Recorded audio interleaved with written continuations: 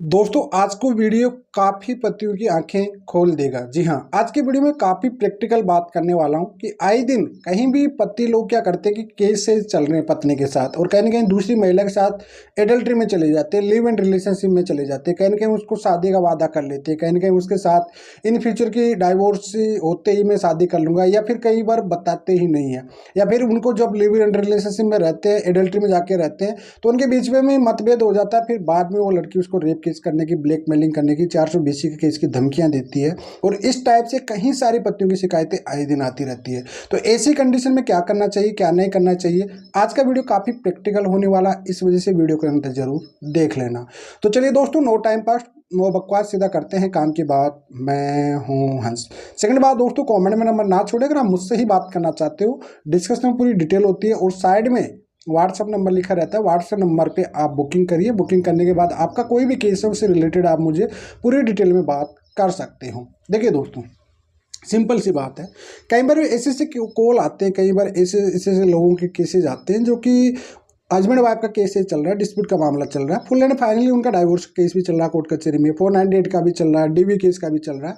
अब वो कहीं ना कहीं जॉब करती थी या उनके साथ में जॉब करने वाली लड़की थी, सिंगल लड़की थी, अब उसके साथ वो लिव इन रिलेशनशिप में रहने लग जाते हैं। जी हाँ, अब देखिए, शादीशुदा लड़के जितने भी होते हैं वो लोग लिव इन रिलेशनशिप में नहीं रह सकते, चाहे वो पति हो चाहे वो पत्नी हो। जी हाँ, इसको आप एडल्ट्री कैटेगरी मानते हैं जारता में। जी, तो अब ऐसी कंडीशन में फिर भी आप ये कहते हो कि लिव इन में रह रहे हैं, तो लिव इन तो दोनों पर्सन सिंगल होते हैं, उसको लिव इन बोलते हैं। एडल्ट्री में आफ्टर कोई भी शादीशुदा वो एडल्ट्री में रहता है, ठीक है।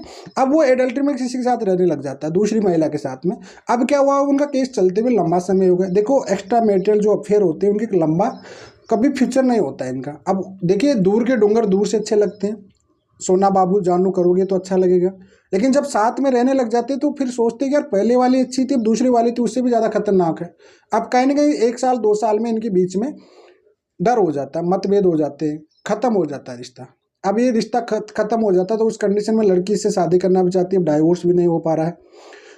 उस कंडीशन में लड़की कहेंगे इसे ब्लैकमेल करना स्टार्ट कर देती फिर, फोर 4-300 का कि भाई रेप केस करूंगी मैं तेरे पे, 420 का केस करूंगी मैं। उस कंडीशन में कहेंगे पति बुरी फंस जाते हैं। कई पतियों के खिलाफ पुलिस में जाके शिकायत भी होती है और पुलिस उनसे पैसा भी लूट लेती है। कई बार महिला दूसरी खुद की पत्नी से जाके मिल जाती है तो वहाँ पे पतियों का नुकसान हो जाता है।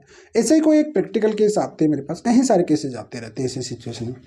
देखिए, अगर आप बिना तलाक के किसी के साथ भी रह रहे हैं तो पहली बात तो उसके साथ एक एग्रीमेंट बनाई, सिंपल सी बात है, 500 रुपये का स्टाम्प लीजिए, उसमें लिखित में सब कुछ, और एक उसका भी एफिडेविट लीजिए, उसकी तरफ से एक फ्रीडम एफिडेविट लीजिए, उसमें क्लियरली उसकी तरफ से लीजिए कि भाई इसको सब कुछ पता है, मेरा केस भी चल रहा है, ये खुद 18 साल से अबाव है, इसके बाद ये सब कुछ जानते हो मेरे साथ, अपनी स्वेच्छा अनुसार हम दोनों एक दूसरे की मर्जी से साथ में रह रहे हैं। इन फ्यूचर हमारे बीच में दोनों साथ रहते हुए कोई भी लड़ाई झगड़ा होता है तो हम दोनों बिना किसी कंडीशन के हम अलग अलग भी हो सकते हैं, सिंपल सी बात है।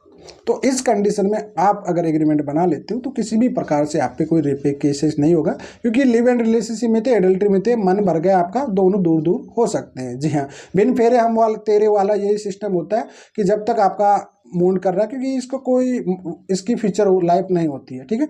जबकि आज की डेट में 72% लोग लिव एंड रिलेशनशिप एडल्ट्री में रह रहे हैं। हैरानी की बात तो यह है, ठीक है। अब ऐसी कंडीशन में कई बार पति लोग ये कहते हैं कि साहब हमने सब कुछ बता दिया था, लेकिन उसके बाद भी वो ये ब्लैकमेल कर रही है, किसी वकील से मिलकर या किसी के थ्रू, पुलिस की भी मुझे थ्रेट दे रही है या पुलिस केस की धमकियां दे रही है। ऐसी कंडीशन में क्या कर सकता हूँ?